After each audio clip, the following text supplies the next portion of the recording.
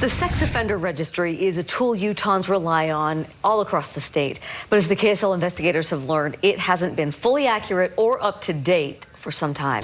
In an investigation more than a year in the making, KSL investigator Daniela Rivera reveals some big problems with the state's registry. As soon as 2:20 hits, the streets are flooded with kids.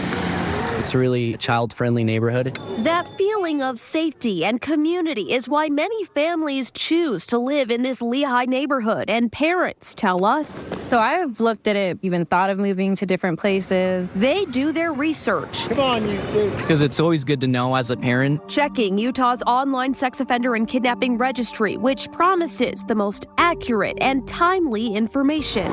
It is a tool we do rely on. And it's not just parents. Tamara Higbee has used the registry to map out her jogging routes, and before she got married, to background potential dates. But I do it to kind of protect myself. F-R-Y-E-R. That's why Utahns we spoke with were upset by what the KSL investigators uncovered. Not on the registry. That's scary. That is really scary. More than 100 convicted sex offenders who should have been on the public registry. 0 offenders. Nobody. He's not on the registry. But were not. That's not something any parent wants to hear. And to be sure, we tracked some of them down. Are you aware that he's not on the registry? I mean, it kind of makes me sick to my stomach. We won't be showing you the names and faces of convicted sex offenders tonight. That's because this is not a report about people intentionally skirting the registry. While that does sometimes happen, our investigation found many offenders followed the law and they did register, but the state failed to publish their profiles for the public to see. It is very important to have it be accurate and up to date. Dan Blanchard is the Director of Adult Probation and Parole under Utah's Department of Corrections, which is tasked with maintaining the registry. Since our team identified more than 200 convicted sex offenders missing from the registry and requested this interview, at least 112 offenders on our list have been added to the registry, confirming they should have been there all along. There has been delay. But these aren't people who are newly convicted. The offenders on our list were sentenced anywhere from a year to even decades ago. Blanchard says as offenders register, their information is available to law enforcement. The delay has been with the public side of the registry, the one Utah families rely on. That's what happened with a man living in this Lehigh neighborhood near an elementary school, sentenced to probation in March of 2022. According to court records, investigators found more than 160,000 files of child pornography on his computer, and he admitted to fantasizing about children he sees in public. Supervision records show he's been updating his registry information as required, but the public didn't see it. Is it acceptable that his neighbors didn't know he was a registered sex offender for more than 500 days? No, it's not acceptable.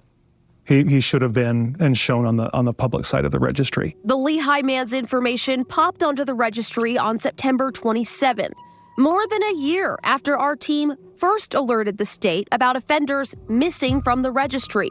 Back in July 2022, the KSL investigators sent the Department of Corrections a list of about 300 names to check. What was done with that list that we provided? We had some spot checks that were done on that list. Blanchard says their checks on a sampling of the names didn't turn up significant issues, but a thorough check of the list would have identified the Lehigh man and dozens of others who should have been on the registry more than a year ago. Isn't it the department's job to look at each of those names? Yes, that's something that we should have done at the time. The KSL investigators continued looking into what we believed was a problem, spending several months trying to track and independently verify information about people missing from the registry. How will the Department of Corrections fix this problem? Our executive director has asked for an internal audit of cases on the registry to look closer at what's happening and provide that information and results back. Blanchard says the audit should determine where the process is failing and how long the public registry has been incomplete. So that is our responsibility. We recognize that, and we will improve. Hurry. I do think it's a little bit of a disservice to the people. It is